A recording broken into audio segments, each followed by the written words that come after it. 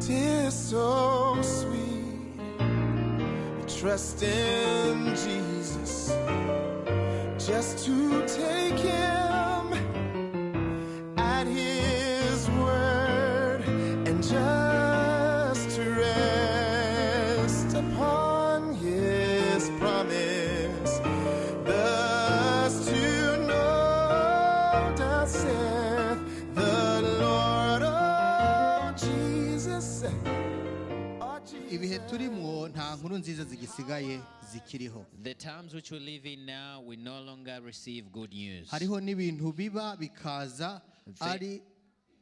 ari ibintu by'impanuka canke ibintu bitunguranye. There are a lot of things that happen by surprise and a lot of accidents that are happening in these days. Hariho ibintu bikuru bikuru bibaho ikaba ari impanuka ibayeho isi yose itegerezwa kugira kuyumva kandi kagira There are ikigira. events that are surprising the world where the whole world is not ready for it, and events will just happen out of nowhere. Nibaza n'iyi COVID nayo yabaye impanuka And even this COVID came as a surprise. kandi iyo yakoze ku isi yose And this COVID affected the whole world. nta muntu atoyumvise abagize umubabaro mwinshi n'ababuze ababo. Everyone experienced COVID, and those who lost their loved ones, they experienced more pain than anyone. Ariko muri ivyo byose turashima Imana yuko But through it all, we Tukiriho. want to thank God because we are still here and alive. mu mwaka w'ibihumbi 2011 mu kwezi kw'icenda In 2011, in September, muribuka ikintu cyabayeho gikomeye muri Amerika. you remember something that happened in America, something powerful that happened in America. Aho yamazu abiri bita Twin Towers This is when those twin towers in America, yagabwa ko igitero cy'iterabwoba agasamburwa. how they were destroyed by terrorism. Iyo ni inkuru yashoboye kuvugwa ku isi yose irayumva. This is a news that went throughout the whole world. Hanyuma mu mwaka w'ibihumbi 2014 And in 2014, harabaye inkuru there was another story. yavuzwe abantu bose barayumva y'indege. Another story that was heard by almost the whole world to do with the plane. Indege yo muri Malaysia This was the Malaysian plane. yari irimo abantu 227 b'abagenzi It had about 277 hamwe passengers, n'abayikoramo hamwe n'umupiloti wabo 12 bose bari and kumwe. the cabin crew had about 12 people. Abo bose bagiye mu kirere bazi ko bagiye amahoro bagiye muri capital city canke mu muji mukuru w'Ubushinwa Beijing. And all of these people were traveling to Beijing. Hanyuma nyuma y'iminota 38 gusa After 38 minutes throughout their journey, indege ivuye ku kibuga muri Malaysia, the plane left the airport of Malaysia. signals z'indege zatanguye kubura. And the plane, they started losing the signals of the plane. Nukuvuga umudereva n'abasigaye hasi bamwereka inzira bati genda uku batangura kugenda badashobora kumvikana. So in other words, the communication channels between the pilots and the communication at the tower, they lost contact. Nyuma yaho gato harageze igihe noneho umudereva adashobora kumvikana na gato n'abari kwisi bariko So it got to a baramwerekeza. point where they lost completely the communication. Vyaravuzwe nta utavyumvise kuko iyo ndege yaburiwe irengero. And no one knows where that plane is. Ariko birakekwa nubwo bitaremezwa neza ko iyo ndege ngo ishobora kuba yarakorotse ikagwa mu nyanja mu majepfo y'inyanja y'Abahindi. But there is rumors that maybe this plane crashed into the South Pacific Ocean and people lost their lives. Kugeza uno munsi abantu bari bafise imiryango muri iyo ndege. Till today, the people who had families on that plane, Ni ivy'umubabaro kuko batanamenye neza ati abantu bacu barihe. they still don't know whether their loved ones were, they are lost or they are dead. Birumvikana ni ngombwa barumva ko bapfuye kuko imyaka yose iheze ntibaba bakiri bazima. It's been quite a long time now, and it's getting to a point where the people who had family members, when they're playing, they now believe that their loved ones have passed away. abandi nabo bizera ibindi bintu bakavuga ngo batwawe n'ama ivyo bita aliens. And other people believe that this plane was taken by aliens. Ariko icyo nashatse kuvuga ngaho, But what I want to share here is, nuko hariko haragenda habaho ibintu bikavuga kwisi nzima bikomeye, even though there are things that we're hearing around the world that are powerful, kandi ariko vyari vyarahanuwe na kera na Yesu Kristo yarabivuze ko bizoba, and we know that Jesus Christ has prophesied that these things will happen, kugira ngo bishobore kudukangura. in order for these things to awake us. Iki gihe rero tugezemwo, So the time which we live in, mu gihe tugeze mu gihe kigoye nk'iki, we live in a difficult time.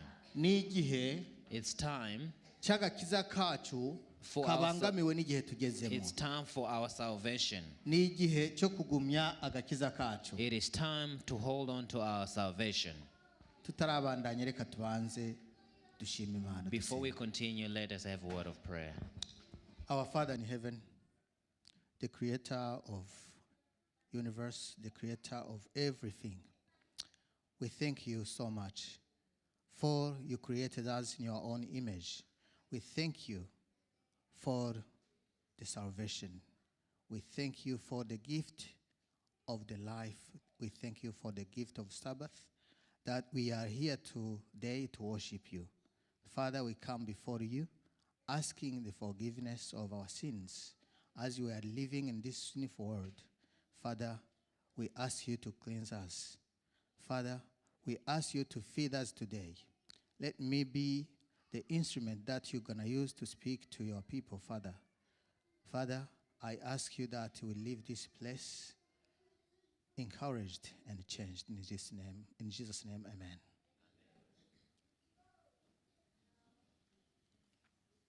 Kuba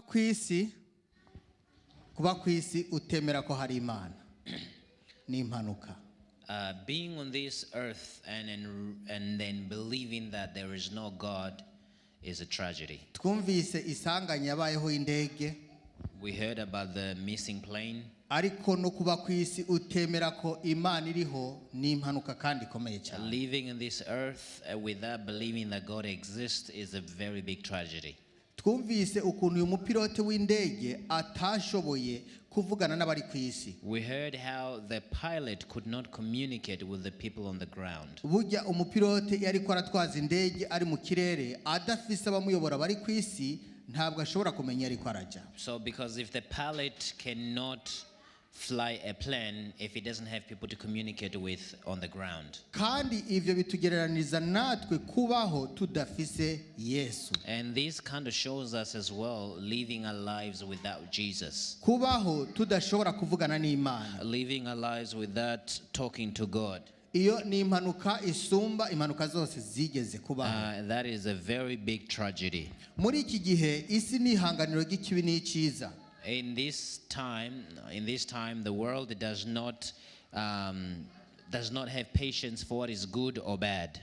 Kandi ivyo vyatangwe guhera igihe icyaha cyaziye mu isi. And all of these things started happening when sin entered into the world. Kandi icyaha nico kidutandukanya n'Imana. And sin is what separates us from God. Ariko amahirwe dufise. But the only hope is that nkuko nubwo ntabandanije inkuru yose, even though I did not tell the whole story, abari kwisi bayobora iyo ndege, the people on the ground who give instruction to the pilots, bageze igihe cyo guta ivyizigiro vy'iyo ndege, they go to the point where they lost hope about the whereabouts of this plane. Haciye umwanya munini cyane bariko bararondeza ko bokorana na radar bakabona signals y'indege. After for so long time they've been trying to search for this plane. Amahirwe dufise nuko ijuru, but our only hope is that heaven, nuko Imana, is that our God, bobo baguma barondeza twebwe abari kwisi kugira ngo dushobore kubandanya imigenderanire no kuvyura imigenderanire yacu. Is that heaven continue to search for us people who live on this world in order to maintain our relationships. Rero muri ibi bihe tugezemo, So in the times which we live in, ni ibihe bigoye cyane kandi bitwereka yuko vy'ukuri igihe cyo kugaruka kwa Kristo kiri hafi. These are difficulty times and challenging times that show us that the return of Christ is near. Turavye ubwicanyi buriko buragenda bubaho hirya no hino, When we look at the the killings that are going on around the world. Abantu bari hano barenze imyaka 30-35 bafashe igihe muri iyo mbere y'iyo myaka bakageranya n'ubu bobona itandukaniro rikomeye cyane ry'ibintu biriko biraba. The people, if you look back until today, you could see that there's some differences between today and the time before us. Singiye kuvuga intambara ziri kubera hariya muri Ukraine, twese dusanzwe tuvyumva. I'm sure we're all familiar about the wars that are taking place in Ukraine. Zihitana abantu ibihumbi n'ibihumbi kandi abategetsi b'isi babibona ntibagire icyo bakora. And these wars are happening and the world leaders are just sitting down doing nothing about it, and people continue to die. Hariho inkuru mwe no minsi herutse guca kuma TV. There's a story, a news that was broadcasted on the television. Irateye umubabaro cyane aho muri leta ya Texas. This is where we see the government of Texas. Umusore w'imyaka 18 a young man by the age of 18 yafashe inkoho akagenda mu ishuri. He took a gun and he walked into a schoolyard. Akarasa abantu bashika kuri 21 bose harimo n'umwarimu wabo. And he shot about 21 students including their teacher. Ibi biratwereka iki? What does this show us? Ko kubaho udafise Yesu ari impanuka. This shows us that living our lives without Jesus is a tragedy. Uyu muntu vy'ukuri nta mpemu yarakiri muri we nimba yarigeze no kumugira. This person is very clear that they had no Holy Spirit in them. Kuko kuba ufise mpemu muri wowe hariho ibintu mpema ashobora kuvuga ati iki kintu kirarenze ntabwo ushaka gukora. Because when you have the Holy Spirit in you, there are certain things that the Holy Spirit will stop you from doing. Ubuzima abana batongo barabana bo muri grade 3 and 4 kwaka ubuzima bwabo bana ukabubaka nta cyaho bagiriza ni ibintu bitumvikana ku muntu afise mpemu muri we. It is very things that we cannot comprehend, how someone walk into a school and just kill children for no reason. Rero nta wotinya kuvuga yuko mpemu muri iki gihe ariko aragenda ava mu bantu. So we can see that the Holy Spirit is departing from people on a daily basis. Nico gituma nkuko umurongo watubwiye, and that is why, as we read our verse today, kwitwararika ivyo twumvise. We need to hold firm to what we Kandi have dukwiye heard. kwama tuvyibukanya. And we need to continually remind ourselves of what we have learned. Science. Those who have studied science, bariga technology. Those who have studied technology, bariga baraheza. They study and they finish. Abo nibo bakoze izo nkoho. Those are the people that manufactured weapons, guns. They're the ones that manufacture these planes that we see flying. They create things that do good to us and they create things that come to harm us. They are smart. But if they don't have the wisdom to accept that God exists, then they're still missing something. Those are the same people that believe that people or humans are from monkeys. That is something that shouldn't be happening. They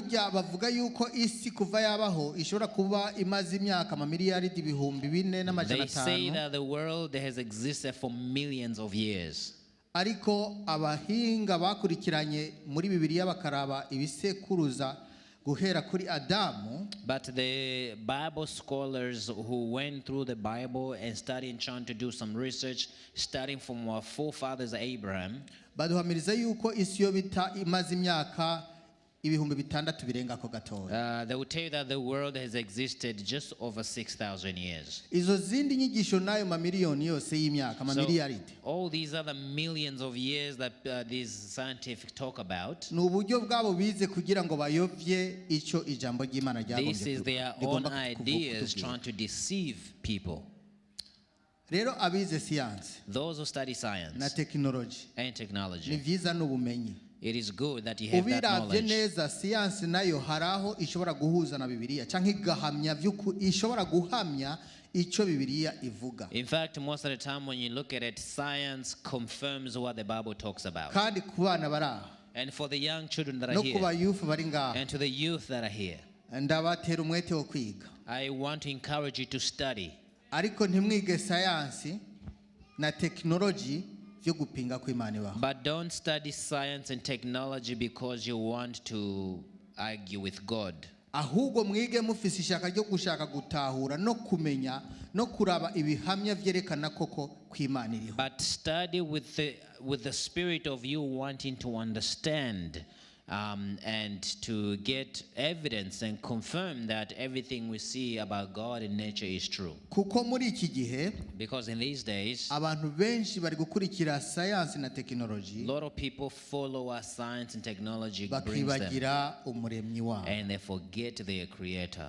Rero twebwe kuba dufise umuremyi, So since we have a creator, ni ibyizigiro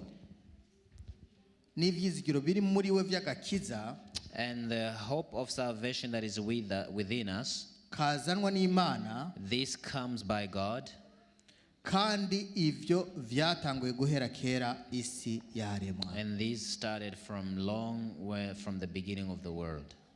Agakiza mu gihe cya kera katwigisha agakiza ku bwoko bw'Imana mu gihe cy'iherezo. In other words, the salvation in the early days teaches us about the salvation in the last days. Inkuru z'abana muri aka kanya zitubwiye ukuntu Yeriko yigeze kugwa.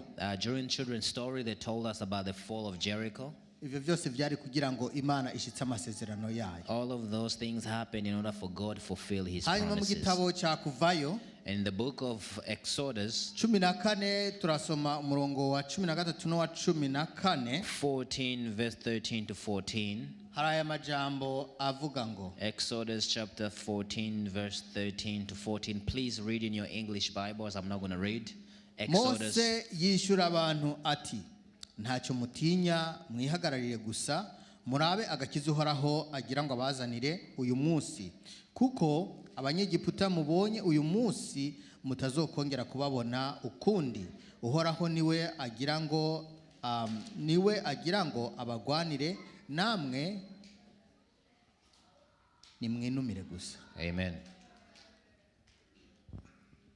Aya majambo ni amajambo atwibutsa icyo Uhoraho azokora, ariko mu gihe natwe twashoboye gushikama ku gakiza twahawe. These words remind us what the Lord is going to do on our behalf when we hold on to the salvation that we have been given. Usomye icyo gice cyose uhasanga igihe Abayisirayeli Imana yari kurabakura muri Egiputa. When you read the whole chapter 14, you see the story of God delivering the Israelites from Egypt. Bariko baragomba kujabuka bava muri Egiputa kugira ngo bajabuke ikiyaga. They were supposed to go from Egypt through the Red Sea and to the other side. Hanyuma Farao abona yuko abo bantu bamucitse kandi aribo bari basanzwe bamukorera ibikorwa vyiwe bateje imbere igihugu. And then Pharaoh realized that he just let the people go, the people who were doing all the work in his kingdom. Arungika ingabo zikomakomeye zigendera ku mafarashi n'abandi bakomakomeye kugenda kugarura ubwoko bw'Imana. So Pharaoh sent his armies to go and bring them back. Igihe abantu baravye inyuma bakabona izo ngabo nyinshi za Farao, when the people turned and they saw the army of Pharaoh coming towards them, batanguye kwidodombera Mose. They started murmuring at Bati Moses. niwe watuzanye hano mu bugaragwa kugira ngo tuze kugwayo. They say, you are the one who brought us to die in this desert. Iyo tukigumira hariya ntacyo twari kuba. We should have stayed there and nothing would have happened to us.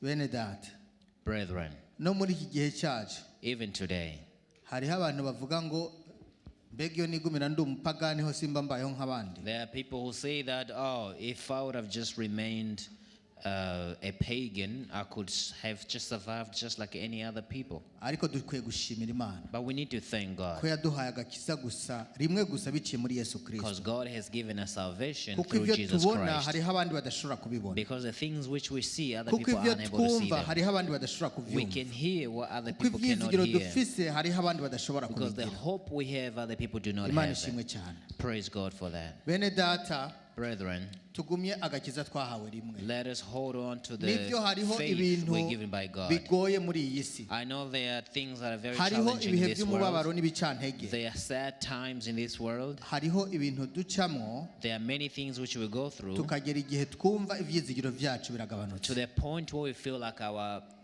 hope is being reduced.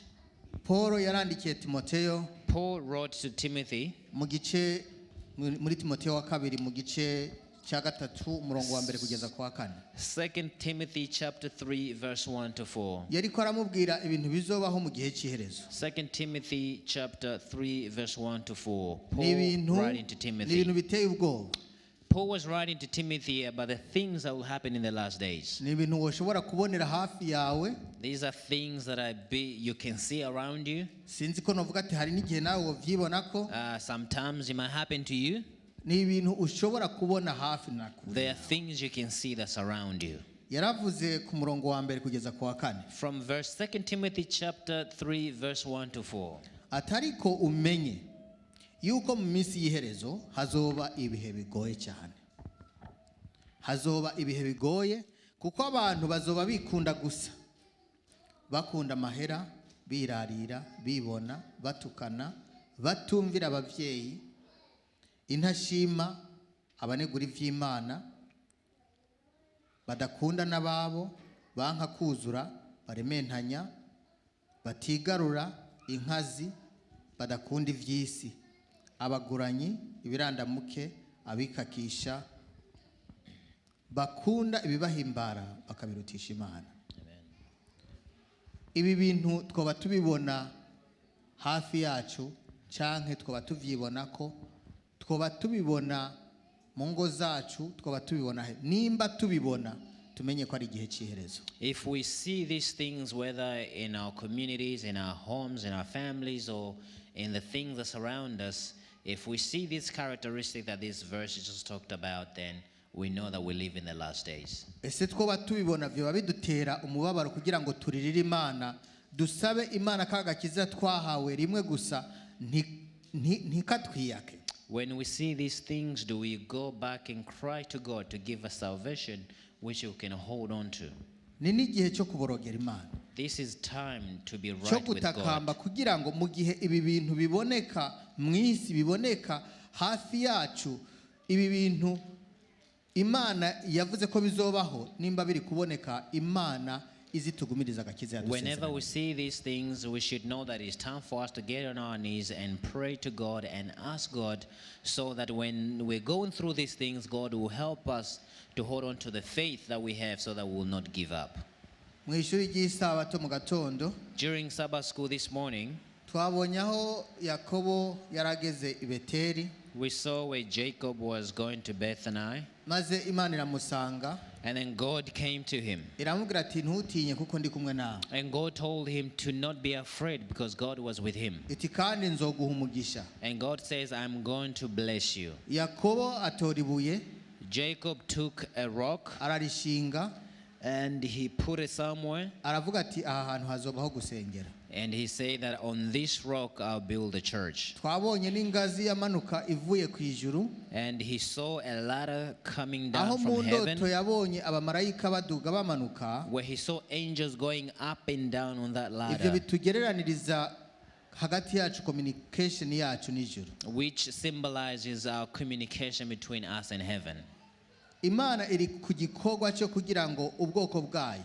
God is working so that his people, biciye mu ishengero ryayo, through his church, Imana ishobore kubona abantu baragwa agakiza, so that God can get those who can be kandi ishengero inherit salvation, ry'Imana rishobore kuba irembo abantu bacamwe bagiye mu so that the church of God will be a path which people can pass through heading to heaven. Bene data, ishengero riratandukanye n'icyo twokwita rirenze icyo twokwita community. My brothers and sisters, church, it's more than just a community place. Kuko ni aho duca mu kugira ngo agakiza twarose gashobore gukura.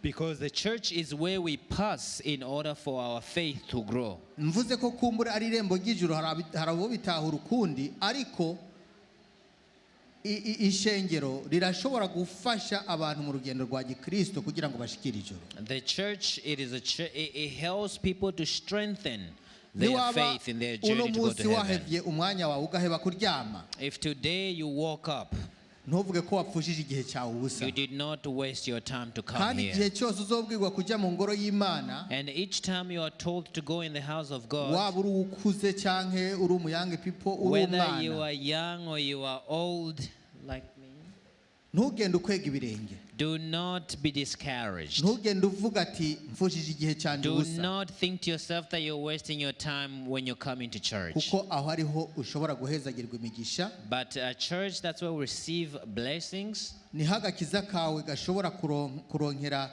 ivyo kurya novuga bituma uguma uhagaze. And that is where our faith is strengthened in order for us to stand firm. Ni ikintu cy'agaciro cyane. It is something important. Uno munsi twabwiwe yuko mu matangazo ko hariho inama ya Sabbath School. We were told today that there is a Sabbath School Council meeting today. Nibaza ko vyukuri ari igihe cyiza cyo kugira ngo nk'ishengero tunaganire turabe icyo Sabbath School ari cyo. It would be a good opportunity for us to talk as a church to see what Sabbath School is all about. Kubera yuko dukunda kuvuga ngo Sabbath School, ishuri ry'isabato. Because we usually say the Sabbath School is the heart of the church. So nukuvuga rero bene data agakiza gafatanye no kwitaho ivy'Imana. So salvation goes hand in hand with caring for the things of God. Itangazo kuko ryatangajwe. And I'm not repeating the announcement because we've already gone through it. Uyu murongo numwe twahawe ko umurongo wo gufata ku mutwe uboneka mu gitabo cy'Abaheburayo 2. And this is the verse that we just read, Hebrews 2 verse 1 to umurongo wa 3. mbere kugeza ku wa 3. Verse 1 to 3. Haravuga ngo nico gituma dukwiye kurushiriza kwitwararika ivyo twumvise kugira ngo ntidutwagwa kayombe kera tukabivamwo. Uyu umurongo wa mbere. Bene data, Brethren, bana abakuze muri hano, children and adults that are here, nimba ivyo twumvise guhera igihe twakizereye, if the things which we have heard from the time which we received salvation, twobifata ko ari ubuhombe, if we think that it's a waste of time, uko niko guhomba agakiza. then that's how we lose our Kuko salvation. Paulo we yaravuze ati, Because Paul said, ivyo nakora byose nivyo nanyuzemwo ntaramenya Imana ntarakira agakiza. all the things which he did and all the things which he went through before he received salvation, Ndabiharura ko ari he ubuhombe. considered all of it to be nothing. None natwe ivy'isi twirinde kugira ngo ntibidutware akayombe kera. So therefore, let us also be careful not to go into the things Kandi of the world ivyo and lose our tubishobozwa salvation. no kwitwararika ivyo twumvise. And so therefore, in order for us to do this, we need to hold on Umurongo wa firm kabiri to what we have heard. Uravuga ngo kwijambo ryavugiwe mu kanwa k'abamarayika ryagumyeho kandi ibicumuro byose no kutaryumvira bikagererwa ingero bikwiranye. Tweho tuzokwikiza dute nitwanjanirwa kugakiza kangana gutyo kabanje kuvugwa n'umwami wacu kagakomezwa muri twebwe n'abakumvise.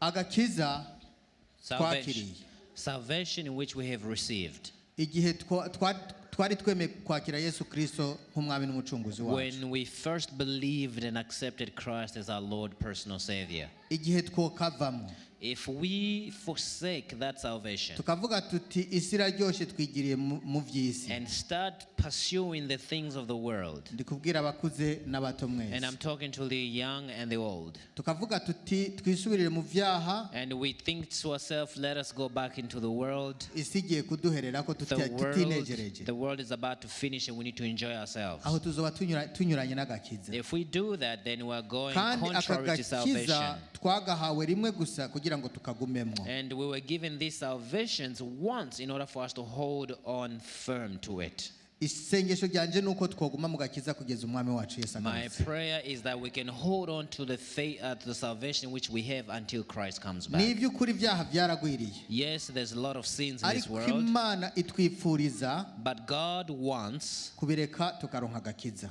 us to forsake all Nico sin and receive cyifuzo salvation. kiri mu mutima w'Imana. That is the prayer, the wish that's in God's na heart. nicyo gituma kugeza n'uno mwanya Yesu ataragaruka. And that is why until today God hasn't returned yet. Yesu by'ukuri aracyatubonamo utunenge. Jesus is still seeing some things in us that need to be aracyabona aho rectified. dufise ubunyantege nke. Jesus can see our weaknesses. aracyabona icyo dukwiye gukora kugira ngo He can tugere see- ku rugero rukwiye nk'uko ya ndirimbo He yatubwiye. can see what we need to do in order to get to the level which He wants us to be. aracyarindiriye abanyabyaha kugira ngo bihane Jesus still nk'uko waiting byanditswe mu for gitabo cya sinners to Petero wa mbere. repent, just like we see it in the scriptures.